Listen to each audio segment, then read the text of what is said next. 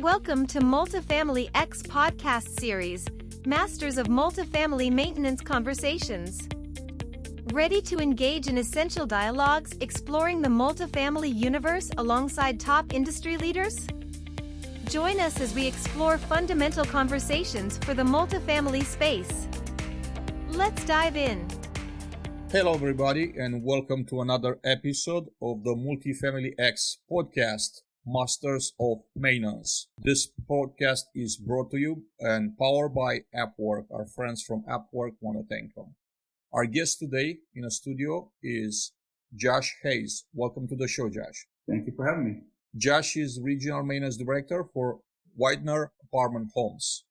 Josh, to begin with, I want to ask you to introduce yourself to the audience. Tell us a little bit about yourself and about your journey in multifamily. I started in this business in 2004. I got hired on as a groundskeeper. Had a family friend of mine ask me if I was interested in doing it. And, my thought was I was going to be mowing yards and pulling weeds and things like that. And I did all that growing up. And I was like, absolutely, I did it when I was a kid. So now I get paid to do it. And so I started out as a groundskeeper at a property in Colorado Springs. Within a short few months, I realized that it was something that I really enjoyed doing, not just the groundskeeping aspect of it, but even just seeing the changes in the apartments with the make-readies and whatnot. And started to ask my service manager, what can I do more to learn more? He basically said, once I get all my stuff tasked out for the grounds and make sure the property's looking good, then I can start getting make-readies, learning how to paint, fix items and things like that. And from there on, it just kind of took off. I worked at that property for 3 years, then moved to another larger property as kind of the lead service tech. We had a new service manager, and I was going to be the most seasoned service tech on that team.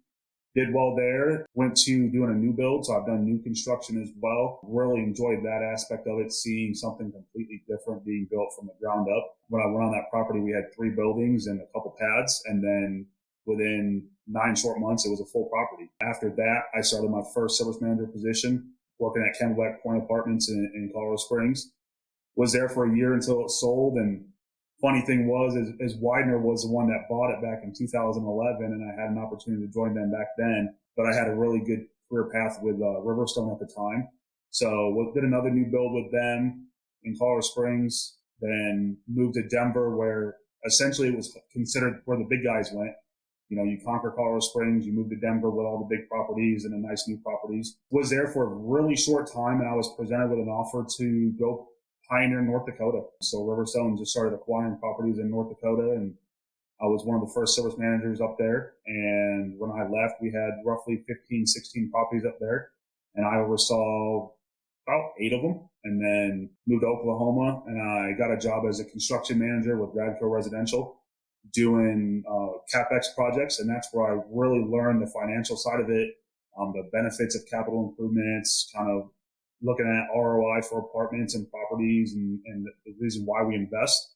Basically worked myself out of a job on that one. We weren't buying anymore in Oklahoma. And so I ended up getting a job with Weidner. One of my vendors turned me on with Weidner, and I've been here now for 6 years.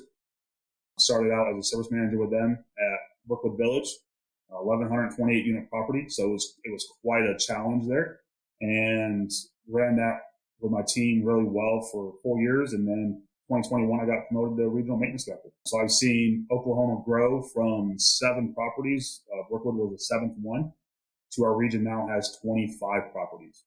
And the nice thing is, within my position, I was able to help onboard every property after that. So it was really nice to bring these properties on board with Weidner. So such an amazing journey, extraordinary journey. Josh, reflecting on this journey that you just told us about in multifamily, how did starting as a groundskeeper shape your approach to maintenance leadership? Attention to detail. The property that I was on was one of the newer properties in Colorado Springs, newer property in that area, in that corridor and stuff. So there was a lot of eyes on that. So the grounds had to be spectacular every day. The pool furniture had to be arranged, so it looked good for showing residents and getting people in the door and being able to close that lease to show the amenities that we had for that property. So really just the attention to detail is what drove, what I learned the most. And I was able to take that attention to detail, whether it was a brand new property or classic property, I still had that same attention to detail. Made sure grounds were cleaned up every day for not only the residents, but for the prospects coming in, making sure the pools were nice and clean. All the amenities were, in good working order and things like that. So really that attention to detail. And that's one of Weidner's biggest things is that attention to detail. We'll be out walking properties with senior leaderships. And if we see something on the ground, we're going to pick it up. It's not just a groundskeeper's position to pick up trash. It's everybody's responsibility. So Josh, what pivotal experiences or lessons learned early in your career continue to influence your leadership style today? I attribute my entire leadership style to my original service manager. His philosophy was he was right there working next to us. He was picking up trash with us. He was painting units with us. He was shoveling snow with us.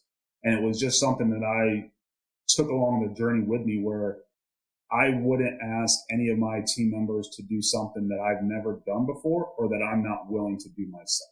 That took me quite a ways. And it was more of, I've ran into issues with team members not liking me for the way I manage the property or whatever. But at the end of the day, the goal was for them to respect me for what I was doing for the property and when I was and respect me for how I treated them as well. And that really hit me, I think year 2, I went on a new property. I was in the office doing getting stuff for work orders, and we had a resident come in and mention they had a leak. And I was only on this property for 3 days. And I said, let me get my keys. I'll head over there and I'll take a look at it. And so I went, climbed up in the attic, figured out where the leak was coming from, went to the service technician that was there, that's been there for like 3-4 years. And I asked him, hey, what is the general protocol on a roof leak and stuff? He goes, we get up in the attic. We go take a look, see where it's coming from, and then we have a roofer that we call out. I was like, okay, we had one at whatever unit it was. And this was before lunch, and after lunch he comes back and he says, hey, did you go take care of that leak? I was like, yeah. He goes, oh. I was like, was I not supposed to? Was that something you usually do? He goes, well, usually when a service manager calls me, usually when a leak comes in, the service manager calls me to go do it, and I got to climb up in the attic. I go, no, I went and looked at it. He goes, you climbed in the attic? I was like, yeah. He goes, oh. I've never had a service manager climb up in the attic and look for the leak and stuff. I go, I was doing the work orders. I was in that area. So there was no sense in pulling you off of what you were doing. And that's just the way I am and the way I operate.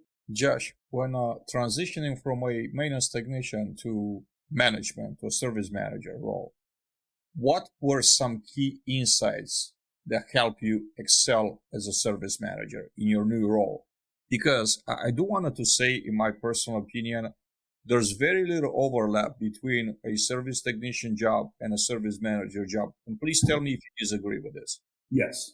Yes, you disagree? Oh, no, I agree with you. It's a whole different ballgame going from that service tech position to that service manager position, yeah.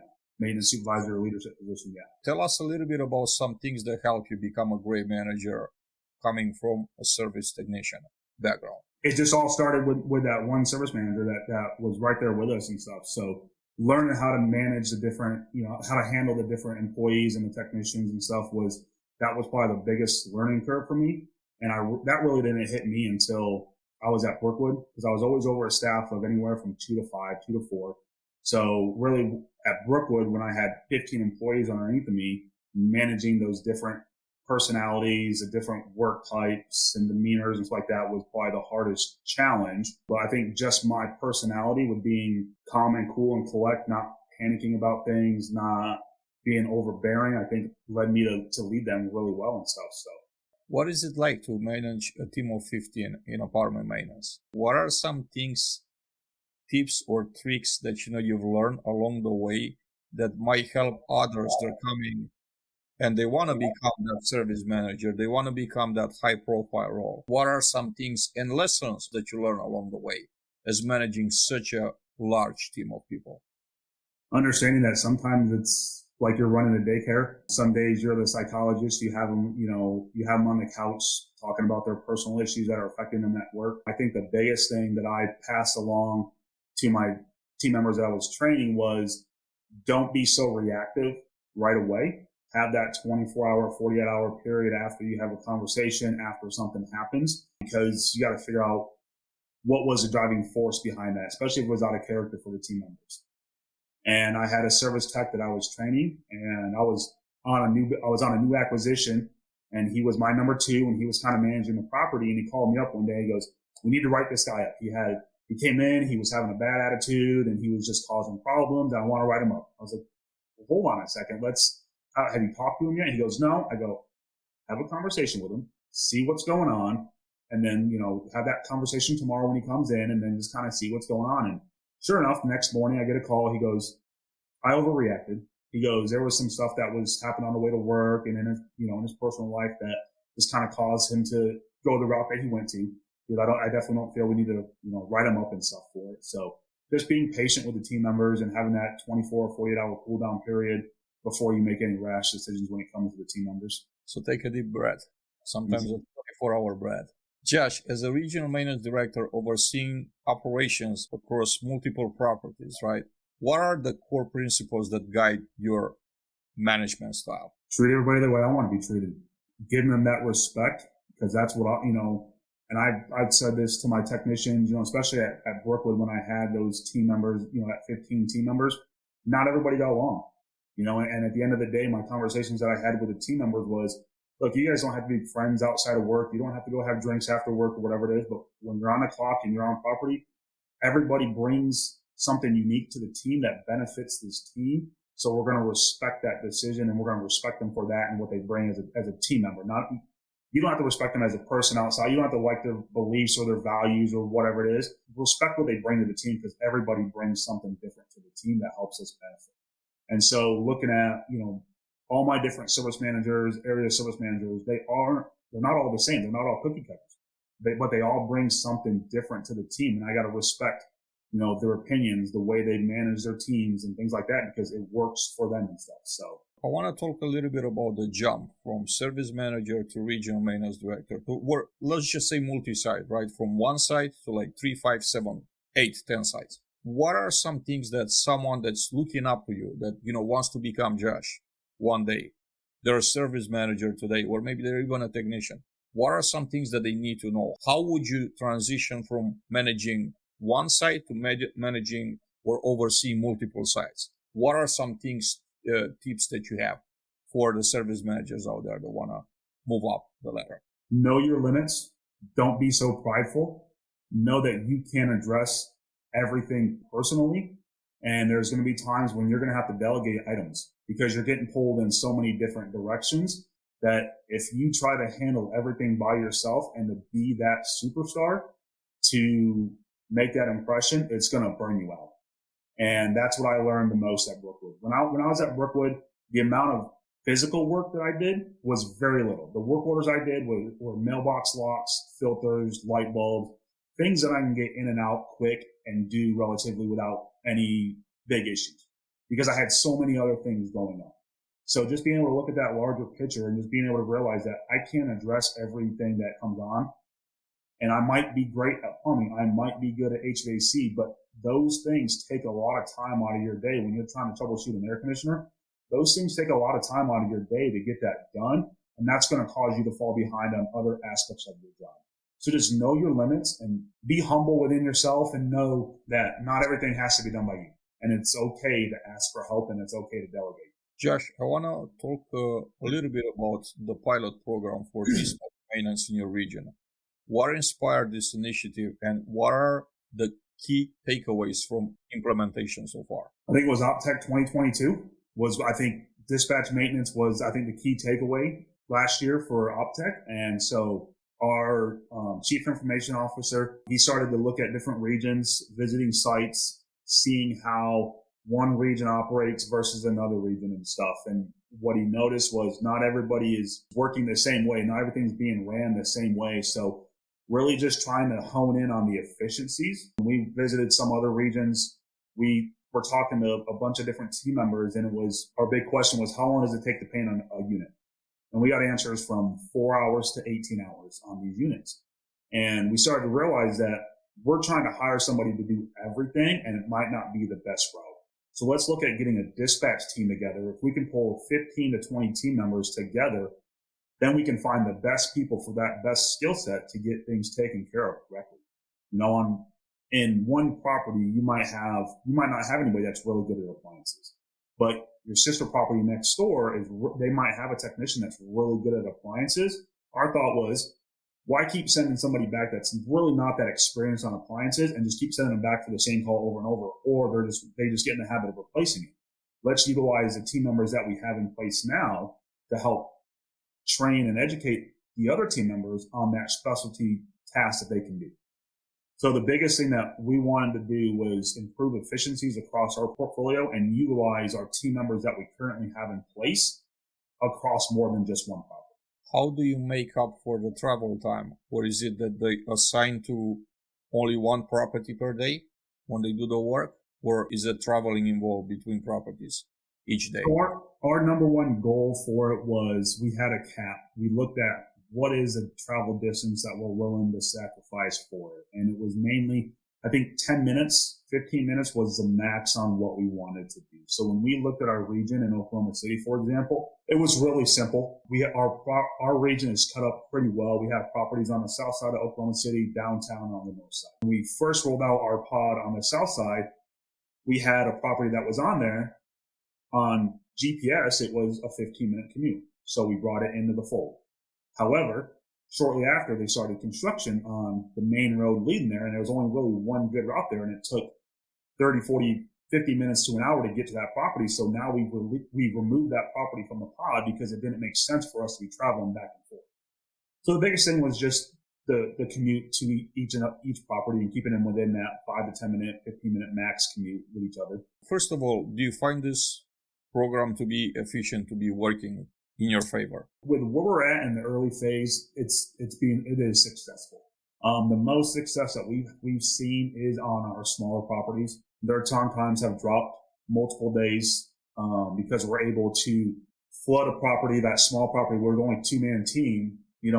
One guy was doing work orders, one guy was doing make readies, and just with that specific property, they had townhome style units, 3-story units. So to paint it was a 2-day process. So now we can bring 2 or 3 team members in that unit and get it painted in 4 to 6 hours. We can have that full unit done in a day. And now and then we can take those same 3 team members and go to another property, and then they can do 3 or 4 make readies in another day at that other property. So we've seen a really good increase in productivity on the make ready side. We're getting our product back online and be able to lease a lot faster. What advice would you have for other companies that might try to implement something similar from the things you learned? Communication, be real communicative, understand that our biggest challenge that we had and that I had to get accustomed to was the turnover. We lost 4 team members because of going into this. And we're, at least in Oklahoma, we didn't have a lot of turnover. For the last 18 months, our turnover was significantly low. On anybody that we had hired and they've been with us for 6 months, I think we only had 1 or 2 team members over 18 months, 24 months leave us. To have 4 team members leave within a 30-day time period was a challenge for us and something that we weren't used to doing. Making sure you also having the right leaders in place. That's got to be key. Understanding that you need to have that maintenance personnel in charge of what's going to be happening because they know how long something should take. They can kind of look at everything from a bigger spectrum and get everything scheduled out. Communication of the team members, understanding that you might have some employee turnover. So you're going to be able to get staff back up quickly on that. And then just having the right team members in place for that leadership position. And then I think for us, it was getting the technology in place. We were working on getting the technology in place. It wasn't there when we rolled out Pod. It hindered us a little bit, but we were still able to work with paper work orders and old school whiteboards for make readies until we were able to roll out our maintenance platform for app-based maintenance work orders. You just mentioned during this last segment that lower turnover rates. So I want to talk about the whole employee cycle from recruiting to onboarding to retaining. Let's start with recruiting. Tell me your vision about what's going on in the market and maybe share with us, please, some of the things that we could do better as an industry when we recruit. I think right now I think we're losing a lot of team members to just going out and doing their own thing, realizing that they can go kind of utilize their skill set around their neighborhoods, around their little towns and start their own business up and have that freedom of time, build stuff on their own schedule, work when they want to work. I think that's one of the bigger issues, and that's going to be something that we're going to continue to face. But I think as an industry, we need to look at how are we treating our employees? What is that culture like in the company? Are we being there supportive for them? Are we listening to their issues that they're coming up with or that they're coming to us? Are we fixing the issues that they have? Are their issues fixable and just being communicative with them? Pay, that's always going to be number one is, maybe not look and compare ourselves to other apartment communities. Let's compare ourselves to plumbers or HVAC technicians or electricians like that. I'm not saying we have to, be at the high percentage of those HVAC companies and stuff like that, but get within range so we can maybe attract one or two of those those service members from the HVAC field to come help us out.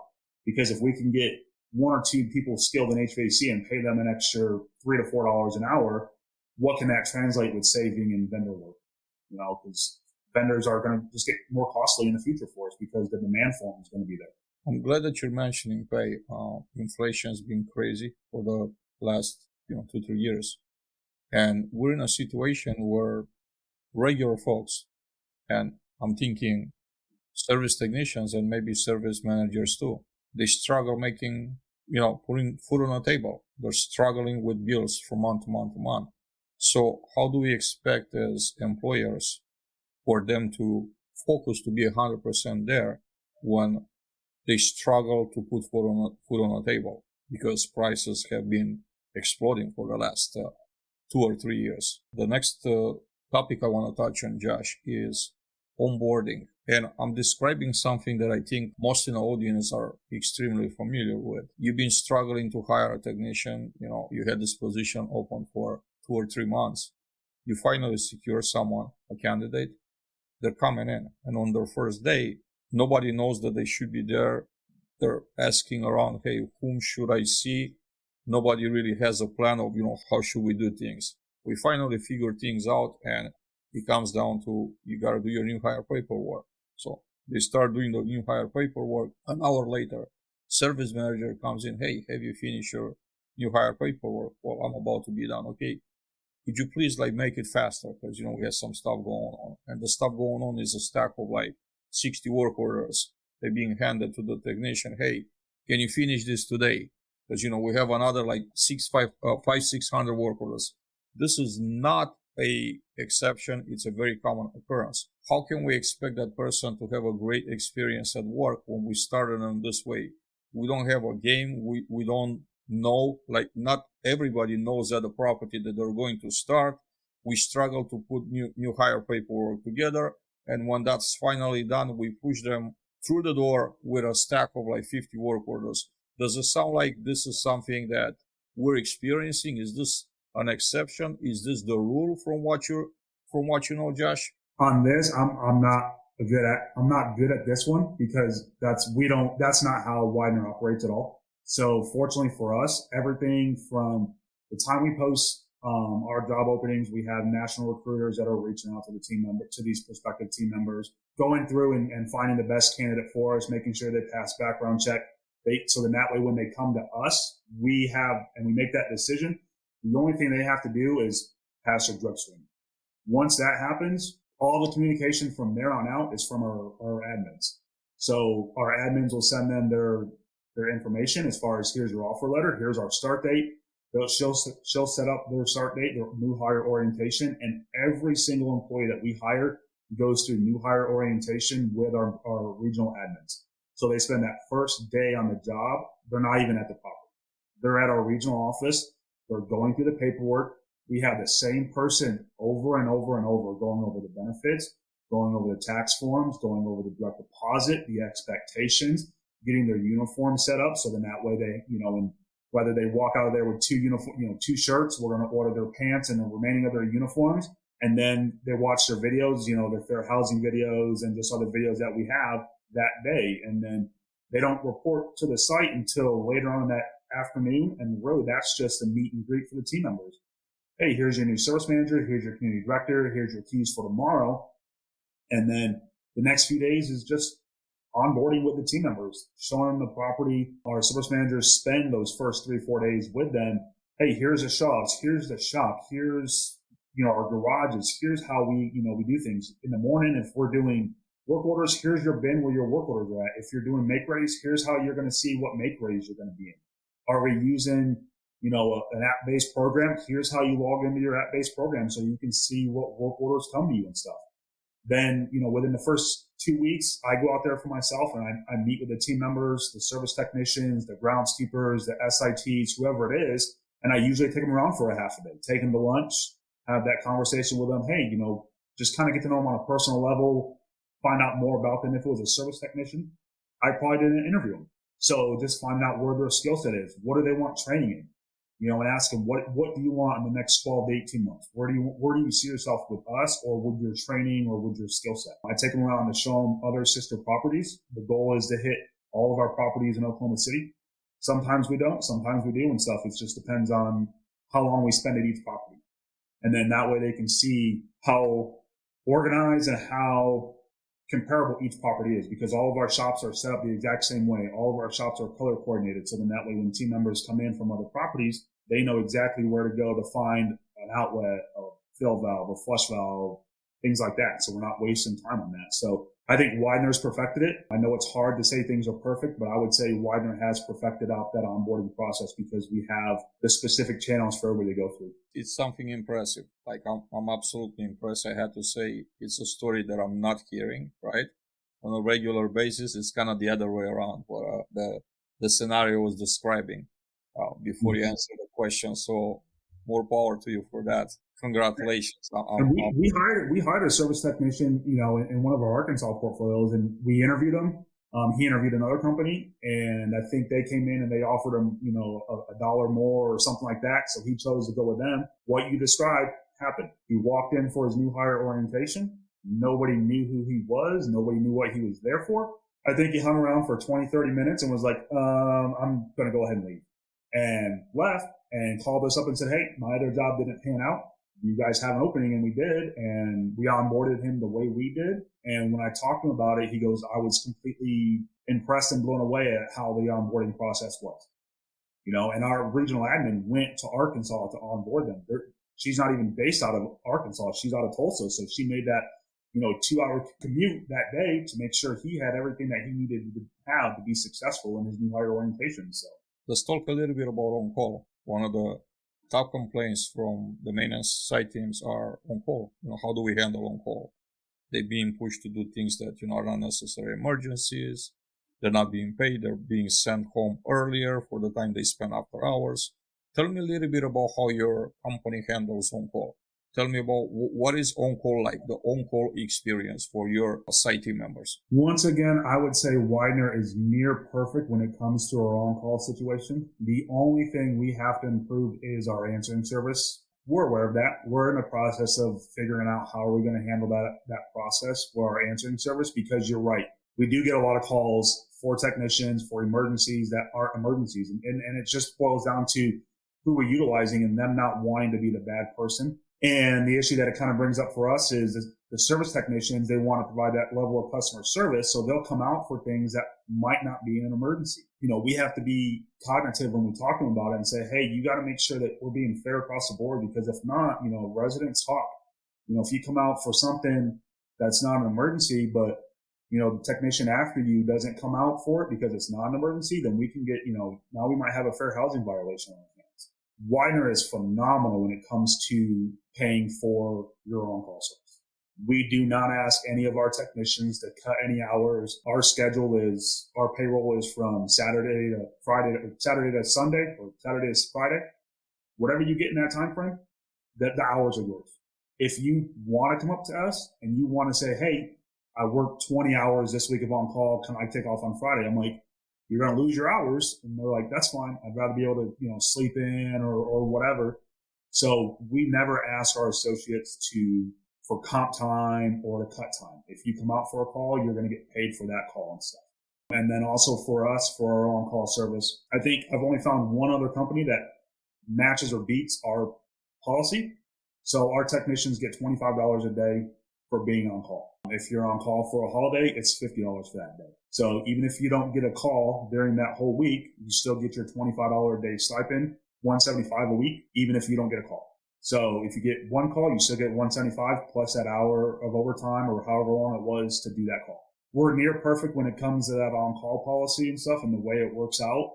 It's just we got to figure out, we got to try and find that vendor for that answering service. Our employees, do they still like to take on call? No, but having that extra money when they're on call and knowing that they're going to get paid for it, it definitely helps ease some of the complaints. And with us too, kind of going into this dispatch maintenance, grouping everybody up, trying to get them to see the bigger picture has been a challenge because now some of our team members go on call, they're on call for 3 properties, but they're only on call once every 8 weeks, once every 9 weeks. So that's really huge for our 2-man properties where they're on call 26 weeks out of the year. Now they're on call 8 weeks out of the year or 7 weeks out of the year. So getting them to see that bigger picture has been a challenge, but I think now they're starting to see that. When we started dispatch maintenance, we started it in July. Was it the right time to do dispatch maintenance? Would anybody do dispatch maintenance in July? Probably not, but I had my reasons behind doing it. And I think now the team members are seeing the positives of being on call because our on calls now are next to nothing because we're just in that transitional period. Leadership, it's a very hot topic, right? How do we create leaders? How do we lift people up to become leaders? So my next question, Josh, is around leadership. What advice would you give to organizations aiming to nurture future maintenance leaders within the ranks? Be patient with them. Give them the tools to succeed. Lead the way you want them to lead. Let them make the decisions that they should be making. If they make the wrong decision, don't jump down their throat. Ask them, why did you make that decision? Let them explain to you why they made it. And then that's when you can come in and say, okay, I understand why you made that decision. It makes sense from what you're saying. Next time, let's maybe look at it like this and just give them, your perspective being that higher up. I've been fortunate enough for my time in Weidner to have phenomenal leadership from my community directors to my area directors that I've worked with to my regional director and my VP. We all got great relationships and they're just phenomenal people. They've allowed me to grow, and I think they've advanced my leadership style just by seeing how they're leading. And now a word from Sean Landsberg, co-founder, AppWork. You mentioned feedback from the client. So typically, if I was to go with a big tech company and try to provide some feedback to improve their product, good luck with that. How does it work with AppWork? Yeah, I think that was based off of some of our own experiences that we've had as a management organization, where we tried to work with some of the technology providers that we worked with and giving them feedback, and we kind of saw where that got us. And that was one of the things that when we launched AppWork, we wanted to help use to set ourselves apart, where we can really leverage the collective feedback from our clients and use that to better our product. Because who else are we building the product for, right? The next topic, Josh, is technology and PropTech. Tell me about some technology that your company is currently using to improve, to help the maintenance teams to improve the workflows, and some other things that you're planning to do in the future to help your teams from a technology standpoint. App-based work orders. So being able to pull work orders from an app, a mobile version, so then that way we're not needing to go into the office, print off work orders, and then, hand write on the work order what you completed. So that right now is our biggest initiative that we're doing right now. So we're piloting some programs on that. It's definitely challenging. Maintenance guys, we haven't had, we look at our maintenance industry, we haven't had a lot of changes in the last 20 years that I've been here. I think back to some of the changes are going from a pager to a cell phone, going from handwritten carbon work orders to printed off work orders. And that's about all that we've done that I can recall in the last 20 years. So going to this technology that's all on your phone to be able to look at your work orders, close them out, I think that's going to be a huge benefit. It's going to save us so much time and resources because now we can just see what's there and we can assign work orders out in the field. So it's going to have wasted, a lot less wasted downtime on our team members. They don't have to keep on coming back to the shop, dropping off their work orders, picking up their work orders.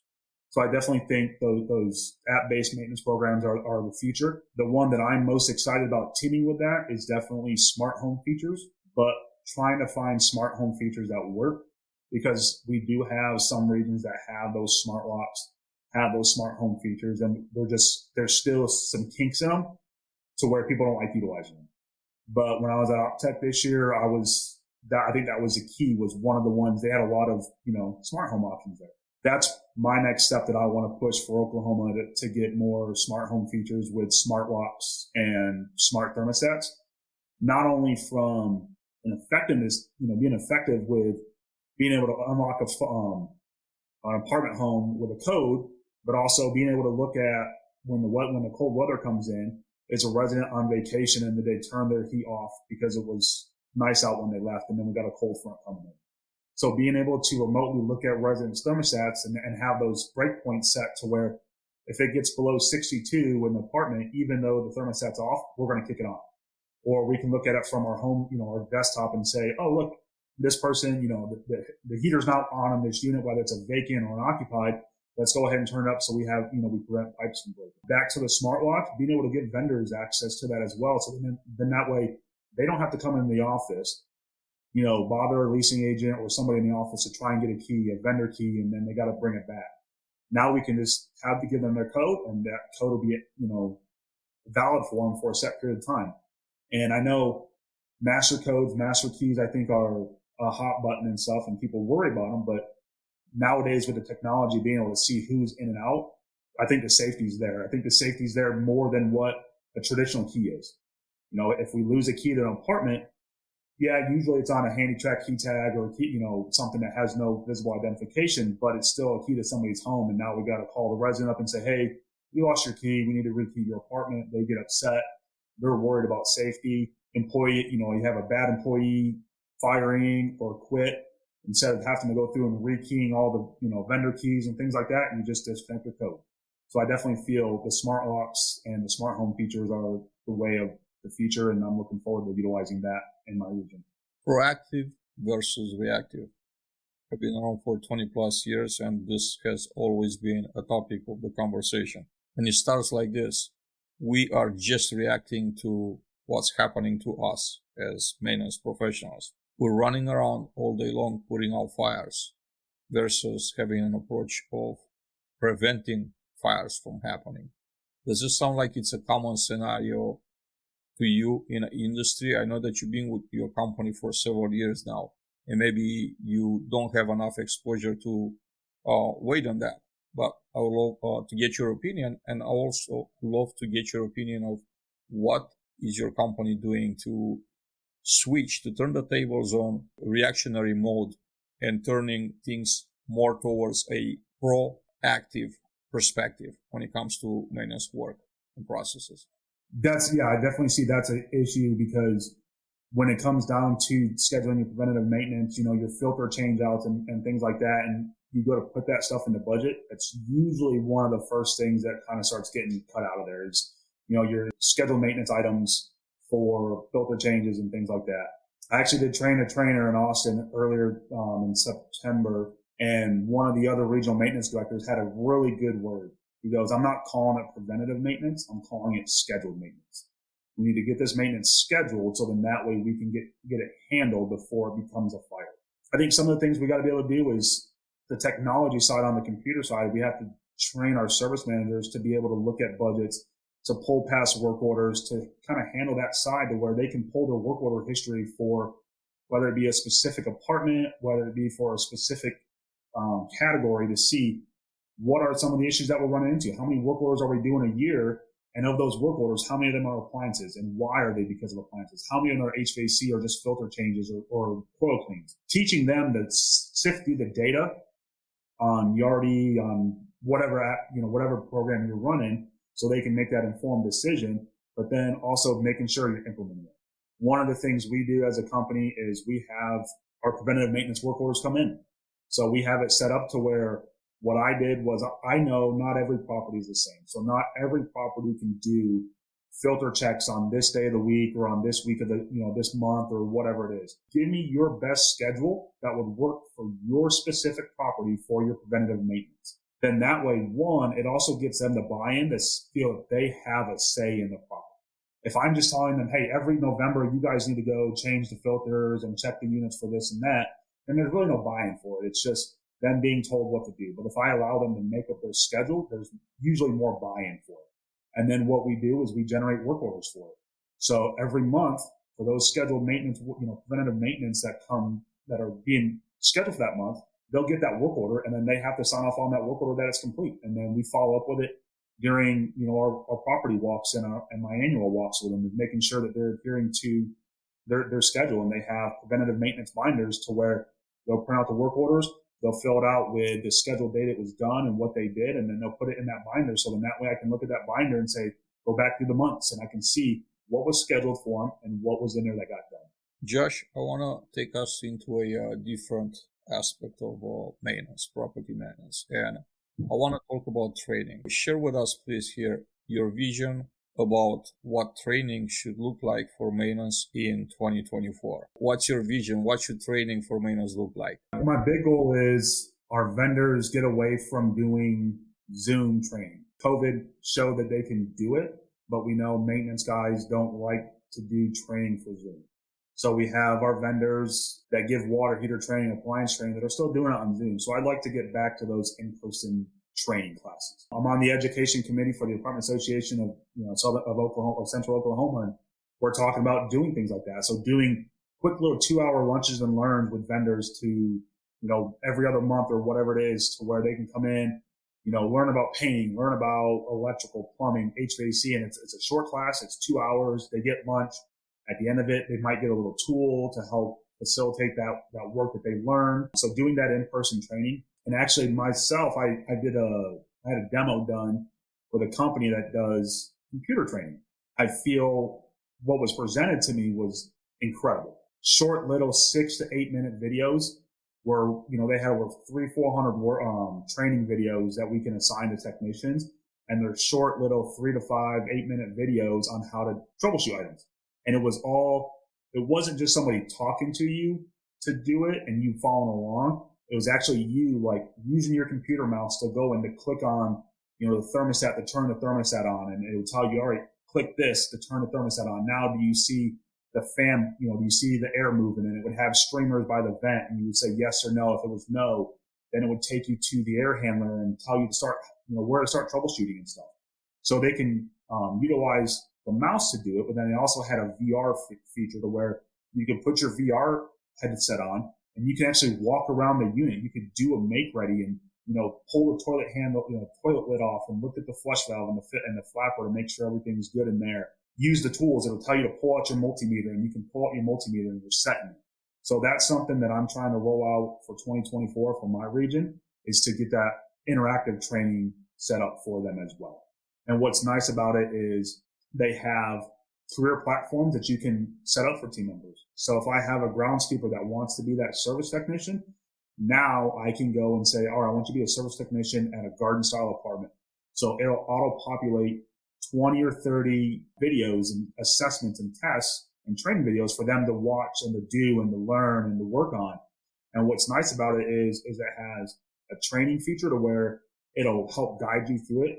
Then it has a you do feature that will let you do stuff, and then it'll report back if you did it wrong. Or no, sorry, if you need your meter, it'll come out and say, all right, your meter's already set on this. Then they have the master training to where you do everything by yourself. You pull your meter out, you set it to where it needs to be set. If you have to shut the breaker off, you need to walk to the breaker and turn it off. It'll let you complete everything, but if you're failing some safety items or if you mess something up on the meter, it'll tell me on the back end saying, hey, this person, instead of checking, for DC, they went and checked for, they turned it on for AC and they didn't get the right reading, or they didn't have it on 240. They had it on the lower setting, so they weren't reading out the right voltage, or they changed out this transformer without killing the power to the unit and stuff. So that's some of the things I'm looking at doing this year in 2024 for my team in Oklahoma. And then really just partnering with my local vendors to try to get more of that hands-on training. Josh, is it important for training to be mobile, like on your phone? Yeah, I think being able to, if you're in an apartment and you're having an issue with something, if you can have that training on your phone to where you can pull it up, and you might be just having a rough day to where you might be, your mind's not in the right spot, but you can pull up that mobile phone and look on there and say, hey, all right, how do I do this real quick, and just get that quick refresher. So I definitely feel mobile phone training is definitely something that can help us out in the field as well. Josh, I want to switch to KPIs next. Typically, for the past 20 years, I haven't seen any significant tools helping us gauging the maintenance team performance. So when it comes time for annual evaluation, typically, did Johnny get many complaints from the residents? No, sounds like he's a good guy. His coworkers are liking him. He deserves a raise. But how about like getting super granular to see how Johnny performs? How many service requests he completes per day, per month, per year? How long does he spend in a day like working on service requests?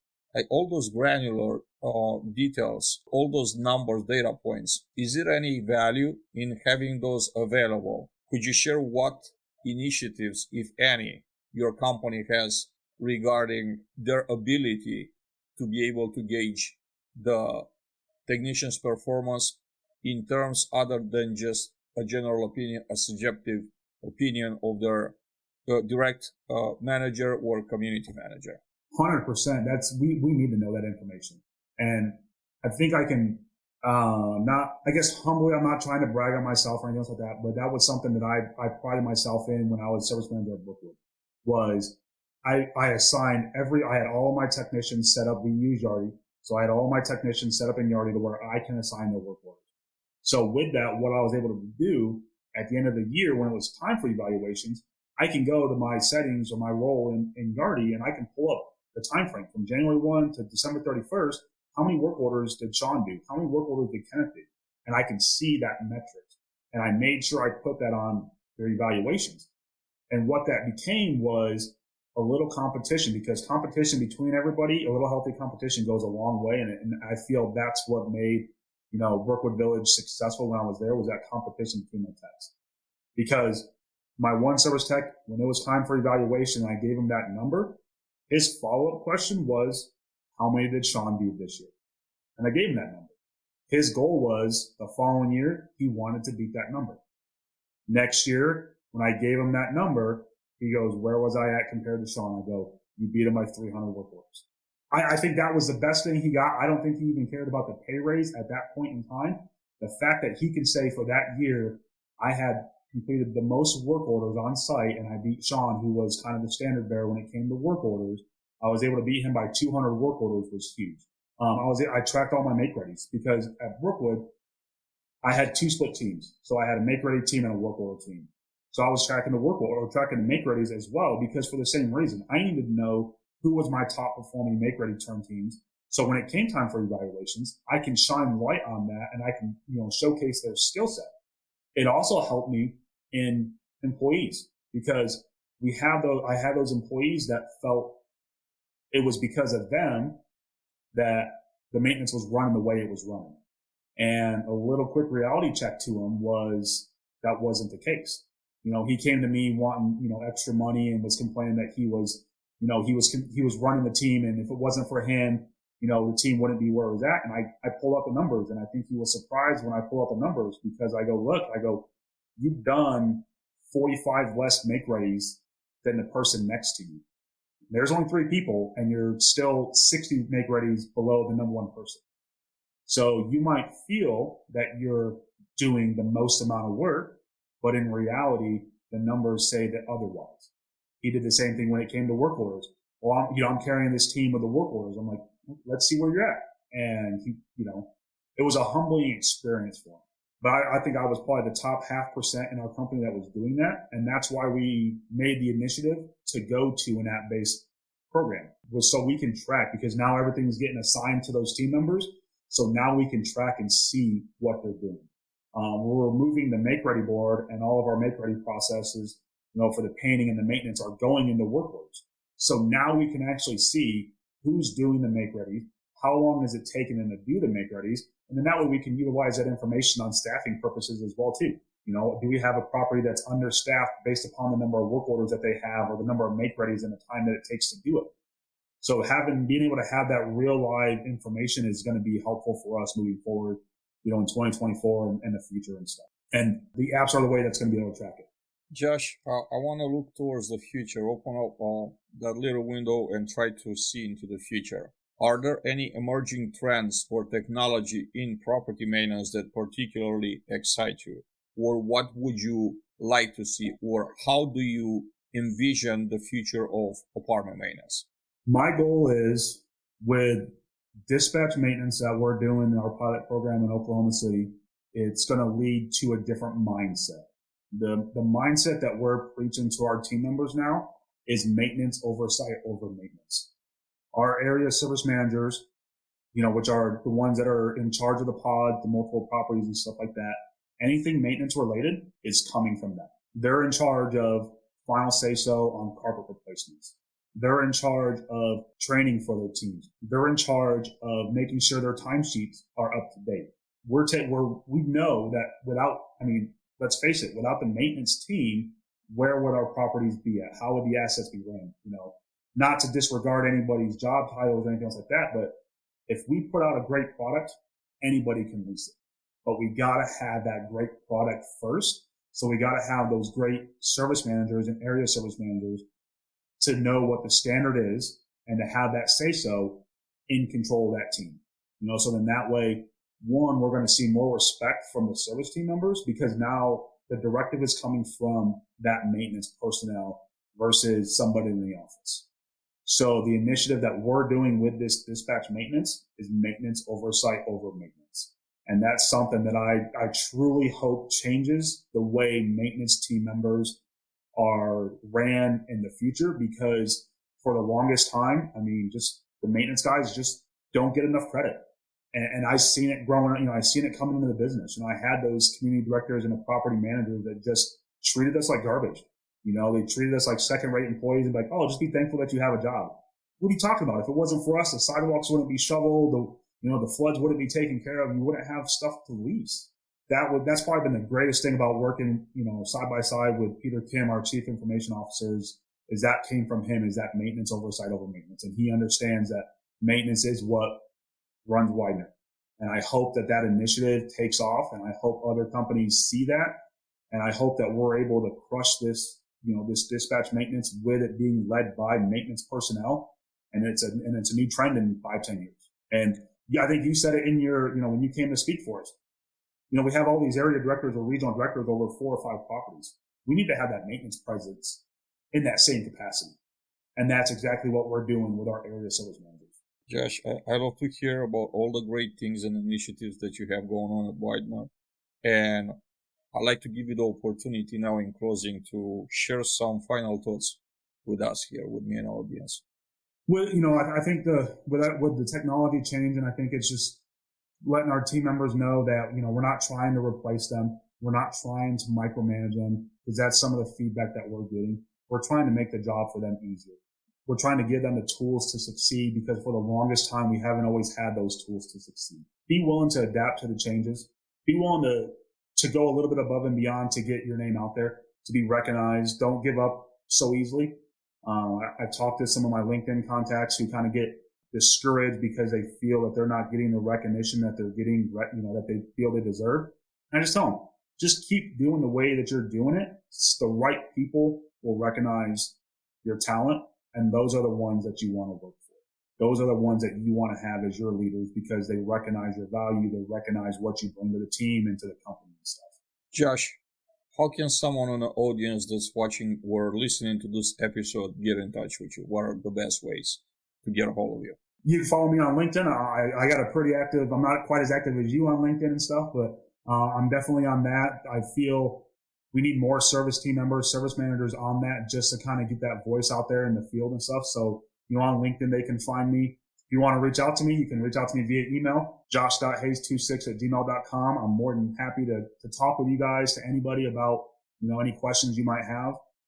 If you're local in Oklahoma City or Tulsa, find me at an apartment association event. I'll probably be there, front row at some of the seminars or at the training classes or whatever it is. So, Josh Hayes, thank you so much for taking time out of your busy day to be here with us at Multifamily X podcast. We hope to get you back here soon. Thank you to our sponsors at AppWork for powering this podcast of maintenance leaders, masters of maintenance.